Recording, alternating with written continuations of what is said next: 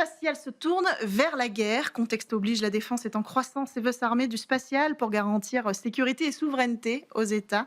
Et c'est peut-être finalement l'opportunité financière que les acteurs du secteur attendaient. Maxime Puteaux, conseiller industrie chez Nova Space, bonjour. Bonjour. Bienvenue sur le plateau de Smart Space. Charles Becbédé, général partenaire du fonds Expansion, bonjour. Bonjour. Bienvenue. Et on a à distance depuis Bordeaux Sylvain Bataillard, cofondateur d'Hyperspace. Bonjour Sylvain Bataillard. Bonjour. Alors, Maxime Puteaux, vous avez produit chez Nova Space un rapport sur les programmes spatiaux à l'échelle mondiale et vous y épluchez les budgets de défense, budgets qui finalement augmentent à peu près tous. Exactement, oui. Le civil et la défense sont en croissance, mais depuis 2022, la défense dépasse le civil. Elle représente aujourd'hui 54% des dépenses spatiales gouvernementales à hauteur de 73 milliards de dollars. Et on a un ratio civil-militaire qui évolue pas mal aussi. Alors, la bascule a déjà eu lieu du coup en 2022, Ouais. et la défense a tendance à croître plus vite que le civil aujourd'hui. Ok. En France, par contre, on est un petit peu bloqué. Ça, c'est la grande question. Quel va être le budget accordé à la défense aujourd'hui? Alors, on a eu il y a quelques mois une annonce de préparation d'une nouvelle loi de programmation militaire, augmentation du budget. C'était à l'époque où Sébastien Lecornu était donc ministre des Armées. Il est passé depuis Premier ministre. Et au moment où on enregistre cette émission, il a démissionné. Donc, peut-être que le temps que cette émission soit diffusée, nous aurons un nouveau gouvernement. En tout cas, on en est là et on est un peu bloqué pour évoluer. C'est pas non plus une augmentation spectaculaire. On passait de 700 millions à 1 milliard par an à peu près. Et puis, donc, sachant que le budget du CNES, lui, c'est à peu près 3 milliards, dont 1 milliard pour le fonctionnement de l'ESA. C'est pas grand-chose par rapport à ce qu'à l'annonce du ministre de la Défense fédéral allemand, Bien sûr. donc de 35 milliards. Sur 35 5 milliards, ans, voilà, je c'est crois. ça. Hein, Donc d'ici c'est 2000. sur 5 ans. Civil et défense. Oui, Et défense. Civil et défense. Donc voilà. Donc alors heureusement, il y a aussi quand même l'annonce du cadre financier pluriannuel européen donc par Ursula von der Leyen en septembre, avec une enveloppe qui va de 40 à 65 milliards sur 2028-2032. Donc ça fait quand même entre 7 et 10 milliards par an. Donc sur le spatial. Donc bon, après, avec tous ces chiffres, espérons que l'Europe va pouvoir tenir son rang. Mais la France, puisque c'était la question, on a de gros doutes. Et donc, il faut se réveiller à un moment où il y a des contraintes budgétaires énormes. Donc, en effet, c'est un challenge. Mais je crois que les acteurs privés sont aussi prêts à jouer leur rôle. Les industriels voient bien quand même qu'il y a un marché qui explose, une demande. Donc c'est un peu une divine surprise pour eux parce que ça allait très très mal au niveau du civil et de l'institutionnel. Donc là, la défense, ça leur permet de recouvrir un petit peu d'oxygène. Et puis les investisseurs, ça c'est notre job de les mobiliser.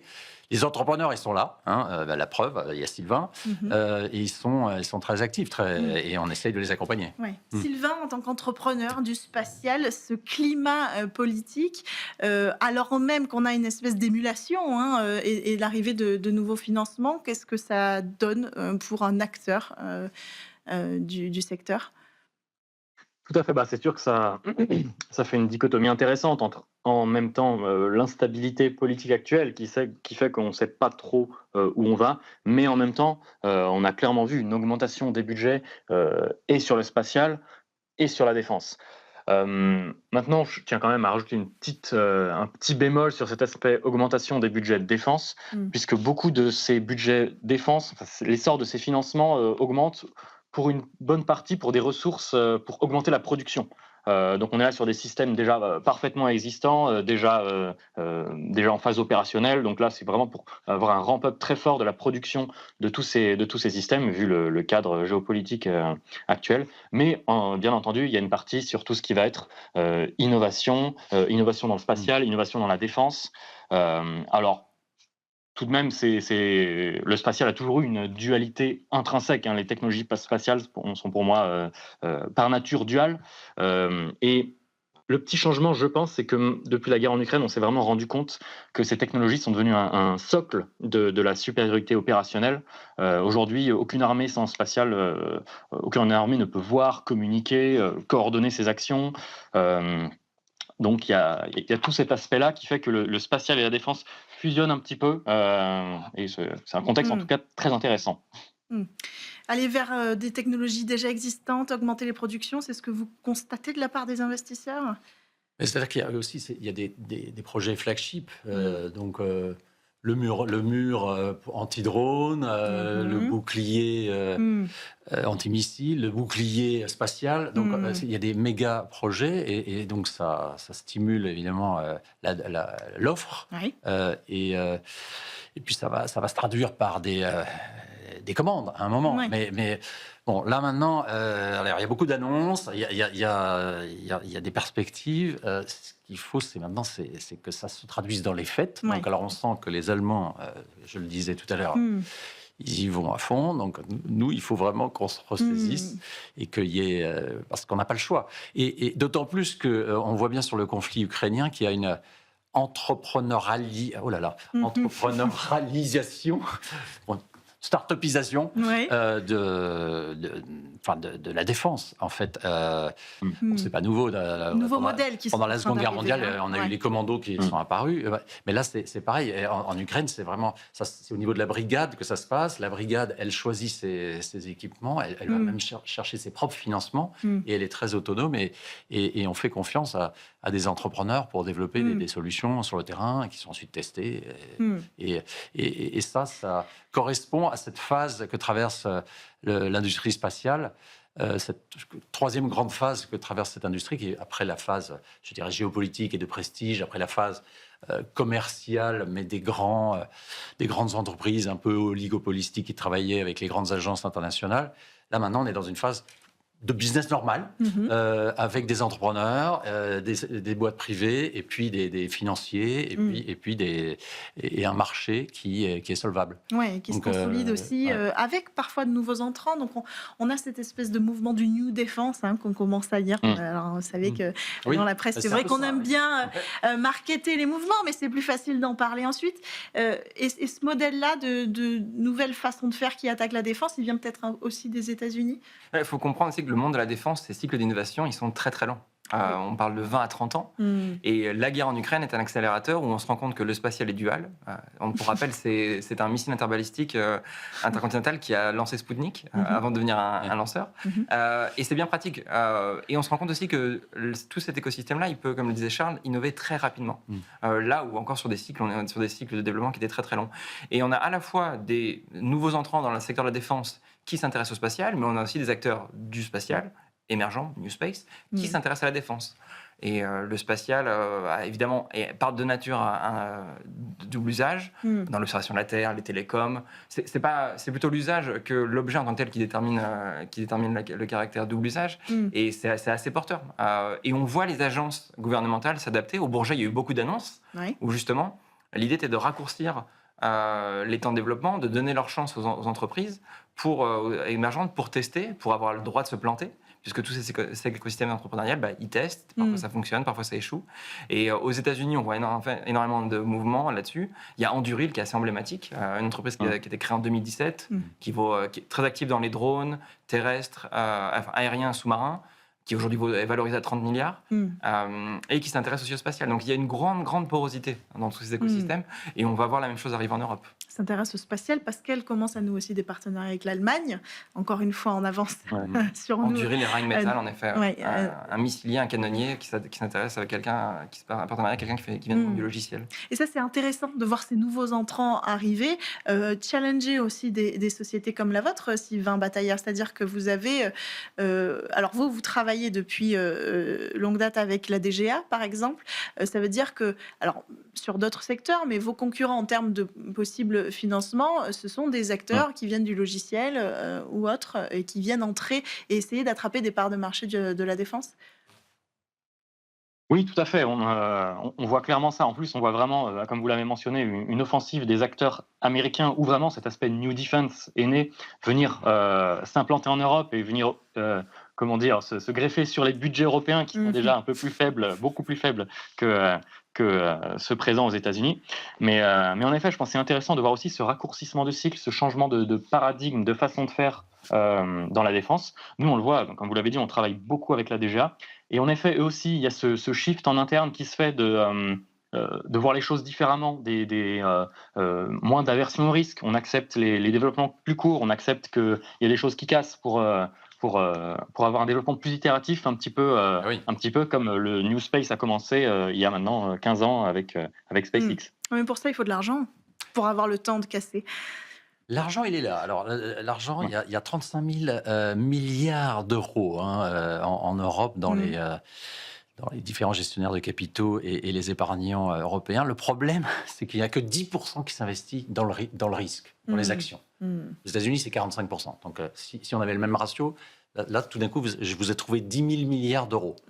Bon, alors, donc, il y a un problème culturel, il y a un problème qu'il faut flécher davantage de cette épargne vers la prise de risque, vers les actions, non coté, le côté.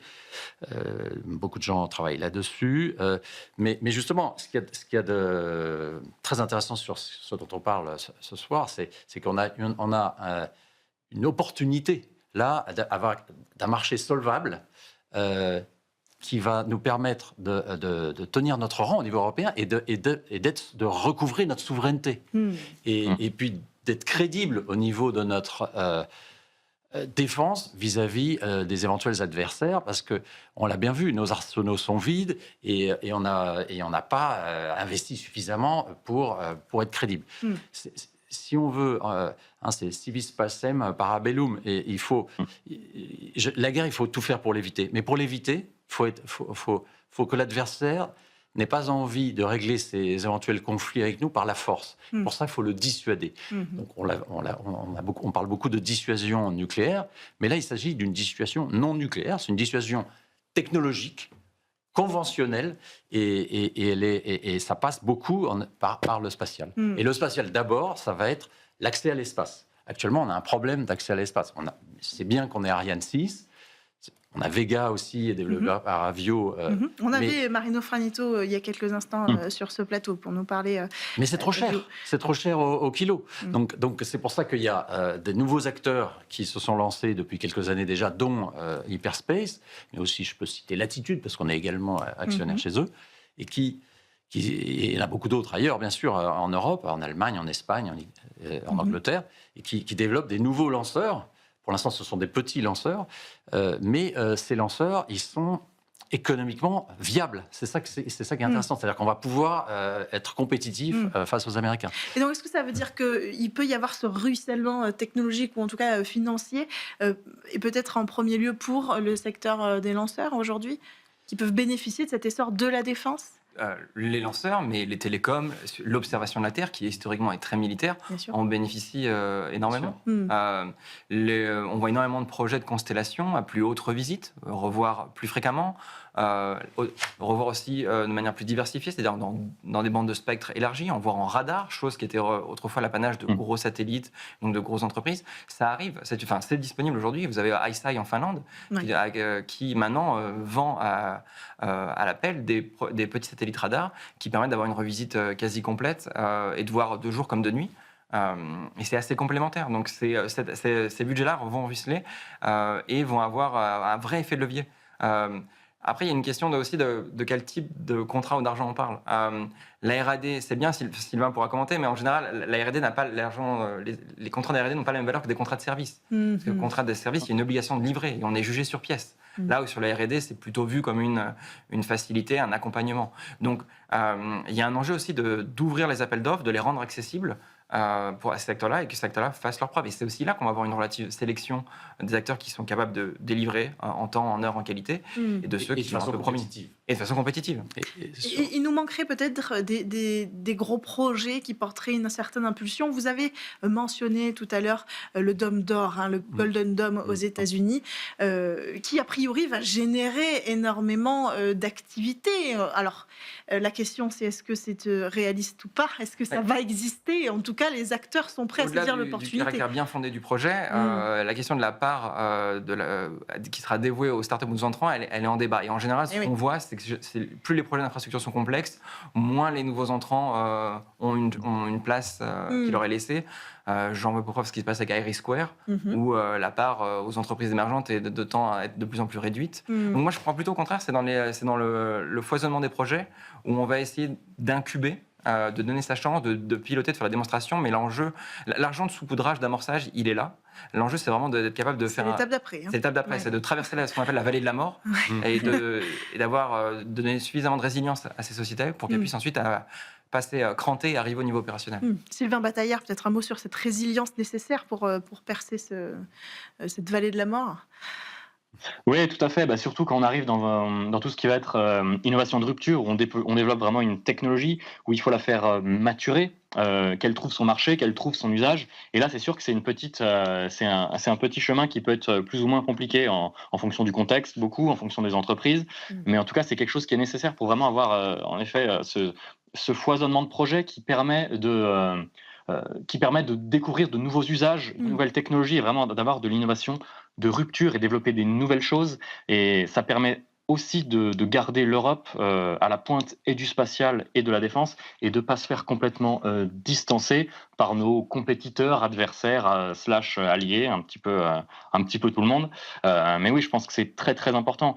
D'autant plus que chaque euro investi dans le spatial et la défense et le spatial de défense a un effet vraiment multiplicateur pour l'économie civile par l'innovation, la diffusion des technologies, la création d'emplois qui sont à haute valeur ajoutée. Ce ruissellement, puisqu'on utilisait le mot ruissellement, ce ruissellement structurel, il justifie pleinement que l'espace soit désormais considéré non seulement comme un outil civil, un outil militaire, mais aussi comme une infrastructure économique stratégique pour la souveraineté européenne, puisqu'on parle beaucoup de souveraineté aussi, l'aspect chaîne d'approvisionnement, ne pas avoir des composants ITA issus des États-Unis. Donc ça, c'est très, très important. Oui, c'est important de le rappeler. Moi, j'aimerais qu'on aborde ce sujet, c'est-à-dire qu'on parle de cette aubaine que peuvent représenter la défense, mais il y a aussi beaucoup de contraintes pour développer un marché sur la défense. Vous avez parlé de ces réglementations, vous avez cité l'ITAR.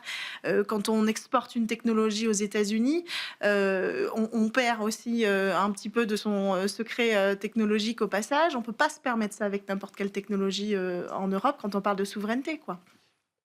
C'est vrai que les Américains sont malins et si on veut conquérir des parts de marché là-bas, ils vont demander à ce qu'une filiale soit créée, d'engager des ingénieurs sur place, de faire évoluer peut-être la solution européenne. Et à ce moment-là, paf, on n'est plus ITAR-free. Oui. Donc, il faut vraiment être très prudent et j'invite les entrepreneurs qui sont sur ces sujets de s'entourer des meilleurs conseils pour éviter les pièges. Oui, mais voilà, ils vont là où les contrats se présentent. Oui, mais on l'a vu aussi, il y a un marché européen solvable très important. Il y a tout à faire. Donc, le nombre de satellites, enfin, dans votre émission, on connaît ça par cœur, était il y a 4 ans, il y avait 4000 satellites. Là, on est à 13 000 d'après le baromètre de trafic orbital de Look Up Space. 40 000 dans nos prévisions dans les 10 prochaines années. Donc, ce sont des dizaines de milliers de satellites qu'il faut fabriquer en mode low cost. Il faut les lancer, donc on a parlé d'accès à l'espace. Il faut éviter qu'ils se percutent les uns les autres aussi, accessoirement. Donc ça, c'est le SST, Space Surveillance Traffic. Et on a pas mal de belles entreprises en Europe qui sont en train de se développer sur ce créneau pour cartographier parfaitement tous les objets en orbite, les débris comme les satellites. Donc ce mouvement migratoire qu'on peut constater, vous pensez qu'il n'est pas voué à... Nous, en ce moment, on pense que nos entreprises, on investit en Europe, on accompagne des entreprises européennes.